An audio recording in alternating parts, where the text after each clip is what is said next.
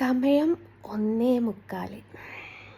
ഇതുവരെ കിടക്കപ്പായെന്ന് എഴുന്നേൽക്കാത്ത ഒരേ ഒരാൾ ഞാൻ മാത്രമേ ഉണ്ടാവുള്ളൂ. എഴുന്നേറ്റിട്ടുമില്ല, ചായ കുടിച്ചിട്ടുമില്ല, ഒന്നുമില്ല.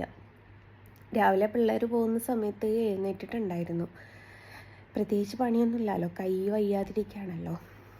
അപ്പോൾ എഴുന്നേറ്റ് ഇങ്ങനെ വാട്സപ്പൊക്കെ നോക്കിയ സമയത്ത് ഉമ്മക്കും പപ്പക്കും വീട് വെച്ച് കൊടുത്തതിന് ശേഷം ഒരുപാട് മെസ്സേജസ് വരുന്നുണ്ട്. അപ്പോൾ ഒരുപാട് ആൾക്കാരെ സഹായിക്കുമോ എന്ന് ചോദിച്ചിട്ട് കുറേ മെസ്സേജുകൾ വരുന്നുണ്ട്.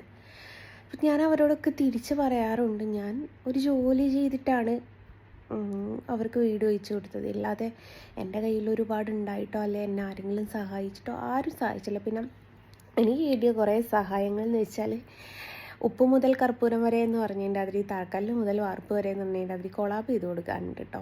അങ്ങനെ എനിക്ക് കുറേ ഡിസ്കൗണ്ട് കിട്ടിയിട്ടുണ്ട് എന്നല്ലാതെ ആരുടെയും ഒരു 5 പൈസ ഒരാളോടും ഞാൻ മേടിച്ചിട്ടോ ആ വീട്ടിൽ കിട്ടിയിട്ടോ ഇല്ല. പിന്നെ ഫാദർ കുറച്ച് പൈസ ചിലവാക്കിയിട്ടുണ്ട് എന്നല്ലാതെ വേറെ ആരുടേതും ചിലവാക്കിയിട്ടില്ല. അപ്പോൾ ചിലരുടെ വിഷമങ്ങൾ കേൾക്കുമ്പം മാനസികമായിട്ട് വല്ലാതെ നമ്മളെ തളർത്തും. നമ്മളൊക്കെ എന്ത് ഭാഗ്യം ചെയ്തവരാണ് എന്നുള്ളൊരു ചിന്താഗതി നമുക്ക് ഓട്ടോമാറ്റിക്കായിട്ട് വന്നു. അപ്പോൾ ഇന്ന് ഞാൻ രാവിലെ അതേപോലെ ഒരാളുടെ വിഷമം കേട്ടപ്പം ഞാൻ ശരിക്കൊരു നിസ്സാവസ്ഥയിലായിപ്പോയി. നമുക്കൊന്നും ചെയ്യാൻ പറ്റാത്തൊരു സാഹചര്യത്തിൽ എന്നെ സംബന്ധിച്ച് എനിക്ക് കഴിഞ്ഞ മാസം കിട്ടിയ യൂട്യൂബിലെ വരുമാനം പോലും ഞാൻ ഹൗസ് വാമിങ്ങിന് അടിച്ച് പൊളിക്കാം. കാരണം ഞാൻ അന്ന് സന്തോഷിച്ചിട്ടില്ലേ വേറെ എന്നാ സന്തോഷിക്കുക എന്നുള്ളത്.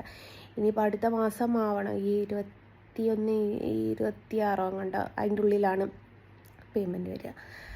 അതുവരെയൊക്കെ ഇനി ഒരാൾക്ക് വേണ്ടിയിട്ട് നമ്മൾ വെയിറ്റ് ചെയ്യിക്കുക എന്ന് പറയുന്നത് ഭയങ്കര ബുദ്ധിമുട്ടുള്ളൊരു കാര്യമാണ്.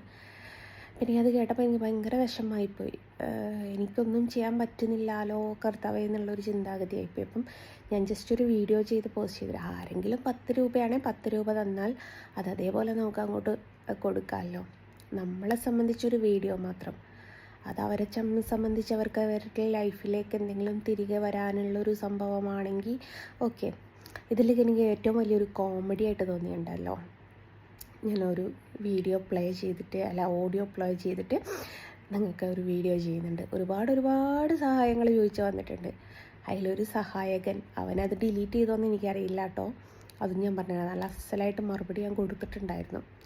സുരേഷ് ഗോപിനെ ഒന്ന് കോണ്ടാക്ട് ചെയ്ത് കൊടുക്കുമോ, അവന് കുറച്ച് ഗോൾഡ് പണയം വെച്ചിട്ടുണ്ട്, അതിൻ്റെ ഇൻട്രസ്റ്റ് അടയ്ക്കാൻ പറ്റുന്നില്ല, ആ ഗോൾഡൊന്ന് എടുക്കാനാണ് പറഞ്ഞ് നല്ല അസല് മറുപടി ഞാൻ കൊടുത്തേക്ക്.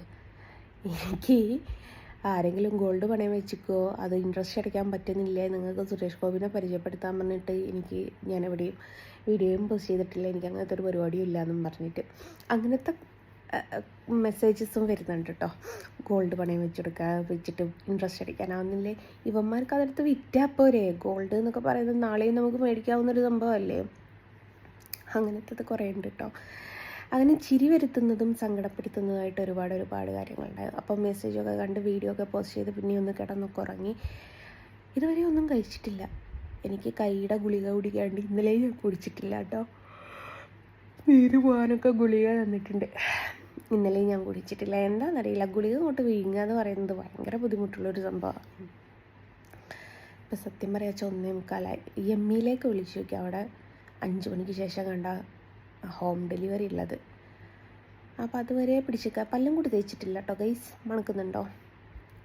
അപ്പോൾ ചിലരത് വീഡിയോ എടുത്തിട്ട് അടുത്ത നന്മമരം ഉടായിപ്പിൻ്റെ ഉസ്താദ് എന്നൊക്കെ പറഞ്ഞെടുത്തിട്ട് ഇവർക്കൊണ്ട് ഇതേ പറ്റുള്ളൂ. നമ്മൾ ചിന്തിക്കുന്നതായിരിക്കില്ല മറ്റൊരാൾ ചിന്തിക്കുക. എന്നെ സംബന്ധിച്ചത് 10 100 കിട്ടിയിട്ട് എനിക്ക് എൻ്റെ പ്രശ്നങ്ങൾ മാറാൻ, അല്ലെങ്കിൽ നമുക്ക് കടബാധ്യതകളുള്ള ഒരാളായിരിക്കണം, അല്ലെ എന്തെങ്കിലും നമ്മൾ അസുഖക്കാരായിരിക്കണം. എന്നെ സംബന്ധിച്ച് അങ്ങനത്തെ സംഭവങ്ങളൊന്നുമില്ല. പിന്നെ എനിക്ക് മറ്റുള്ളവരോട് മേടിച്ച് എൻ്റെ കുടുംബം പോറ്റേണ്ട ആവശ്യവും എനിക്കില്ല. കാരണം ഹസ്ബൻഡിന് ജോലിയുണ്ട്, വാപ്പക്ക് ജോലിയുണ്ട്, എനിക്ക് ജോലിയുണ്ട്. നമ്മൾ പിന്നെ അത് നോക്കിയാൽ മതിയല്ലോ. അപ്പം ഇവർക്കൊക്കെ പ്രശ്നം എന്താ വെച്ചാൽ ഇവരിട്ട് ആരെയും സഹായിക്കുകയില്ല, മറ്റൊരാളെ സഹായിക്കാൻ സമ്മതിക്കുകയില്ല എന്നുള്ളതാണ്.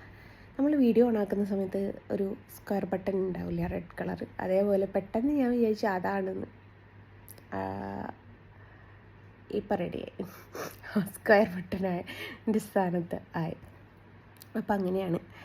അങ്ങനത്തെ കുറച്ച് ആൾക്കാരുണ്ട്. ഇനി എൻ്റെ കുറച്ച് എനിമികളുണ്ട്. അനങ്ങിയാൽ സഹായിക്കോ, സ്കാനർ ഇട്ടിട്ട് തരൂ എന്ന് പറഞ്ഞ ആൾക്കാർക്ക് ഇന്നൊരു കണ്ടൻറ്റായി.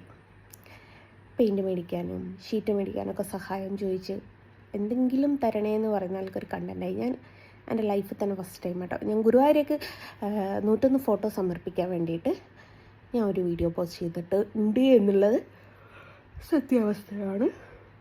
പിന്നീട് ഞാനൊന്നും ഇതുവരെ വീഡിയോ പോസ്റ്റ് ചെയ്തിട്ടില്ല കേട്ടോ. വീട് വെക്കുന്ന സമയത്ത് ചെയ്തിട്ടില്ല, പിന്നെയാണ് വീട്ടിൽ കൂടിയതിന് ശേഷം. ആർക്ക് വേണമെങ്കിലും അന്വേഷിച്ചാൽ അറിയാം, ഞങ്ങൾക്കൊരു കടബാധ്യതകളും ഒരു കാര്യങ്ങളൊന്നും ഇല്ലാത്ത അത്രയും പൈസ ഞാൻ മുടക്കിയിട്ടുള്ള ഒരു സംഭവമാണ്. അപ്പം എനിക്ക് ഇതിൻ്റെ ആവശ്യമില്ല എന്നുള്ളതാണ് പറയുന്നത്. അപ്പം അങ്ങനെയാണ്. ഇനി ഒന്ന് എഴുന്നേൽക്കണം, കുളിക്കണം, പല്ല് തേക്കണം ഒക്കെ ഉണ്ട്. ഏതായാലും ബൈ.